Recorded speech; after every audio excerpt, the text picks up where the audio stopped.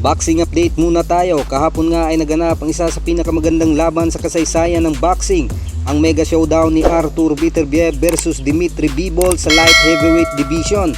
At may bago na ngayong hari sa nasabing division sa katauhan ni Artur Beterbiev nang talunin nito si Dmitry Bivol sa pamamagitan ng majority decision sa score ng 115-113, 116-112 at 115-113. At maging kauna-una ang undisputed light heavyweight champion sa 4-belt era. Marami ang nag-react sa pagkapanalo ni Beterbiev sapagkat tingin ng karamihan ay si Dmitry Bivol ang nagwagi sa kanilang laban. Maiba pa nga nagsabi na robbery daw ang pagkapanalo ni Beterbiev at ilang mga boksingero ang napakomento sa naging laban tulad na lang ni Shakur Stevenson, Ryan Garcia at Devin Haney. Gayunpaman, desisyon pa rin ng hurado ang masusunod.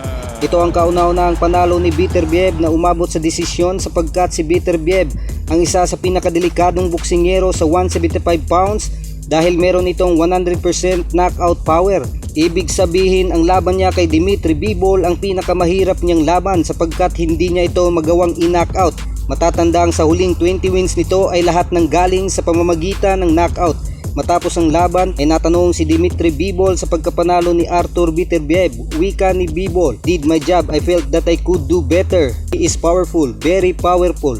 I'm aware I have to do everything perfect and I don't have any explanation because it could look like excuses. I just give congratulations to Artur and his team.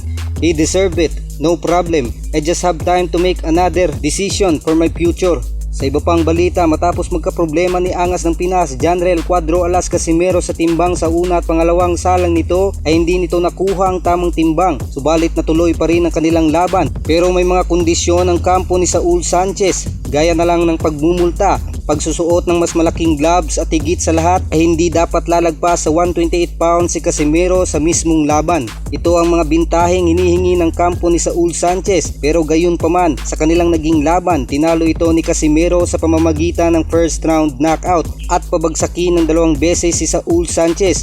Hindi pa ito natatalo sa pamamagitan ng knockout at higit sa lahat hindi pa ito nakakatikim ng knockdown sa kanyang buong professional boxing career. Subalit pagdating kay Casimero ay winasak lang ito ni Casimero sa first round.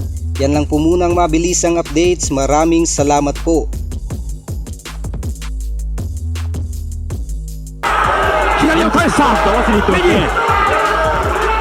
カシメロがまた来た。このラウンドどうでしょう。